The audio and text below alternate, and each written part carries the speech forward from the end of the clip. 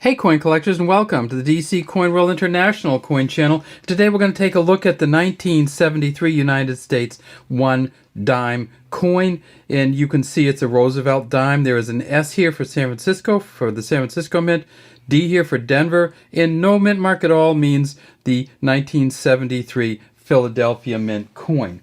One of the things that people forget is that in the 1970s, the San Francisco Mint made regular circulation or business strike coins. And so in 1973, the San Francisco Mint made 319 million of these, which is a lot. The Denver Mint made 3.5 billion, and the Philadelphia Mint made 3.7 billion. So about 7.5 billion of these coins were made.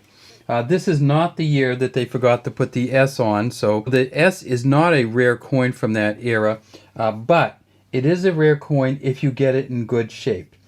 So if you can get it in this kind of condition right here, and we'll take a look at it, it's going to be worth possibly $10 to $12, as will these two here. If you can get it at MS65 with these, they're going to be worth $10 to $12 or more. If you can get these into MS67, which is really good shape, which this one is probably close, but we're not going to have it graded. But if you get us MS67, you may be talking about $100 to $400 for the different mints.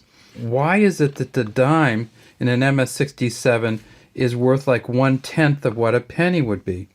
And that's interesting. It all goes by collectors, right? If you look for the 1973 pennies and you get them in MS67 or mint state 67 condition, for a business strike coin, you're talking about $2,000 to $4,000 for the different mints. That's the high price that's been paid on those. If you look at the high price that's been paid on these coins, the 1973 dimes, you're talking about $100 to $400 for an MS67. So it's just that there aren't as many dime collectors out there. What distinguishes a good dime and a bad dime? Let's look at that.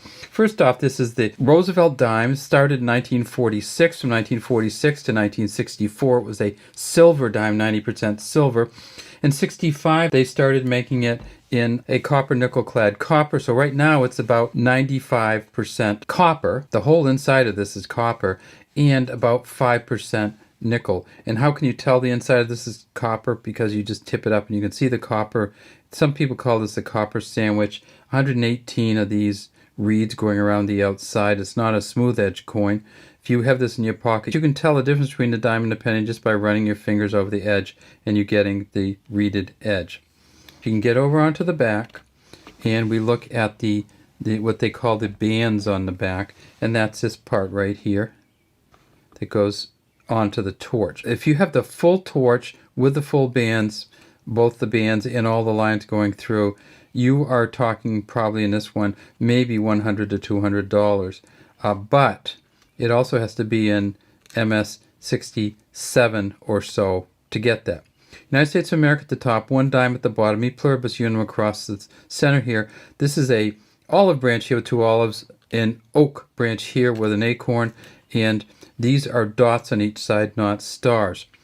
This coin, you can get it in a number of different ways, but you could get it in the uncirculated mint sets, so the U.S. Mint sold them, and those were in a PD and S set. You didn't get a PD and S dime, you got a PD and S penny.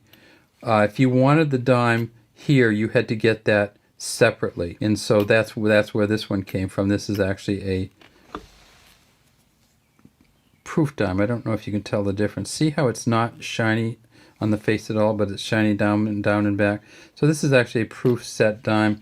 This one here is, you can see it's just a different kind of quality altogether.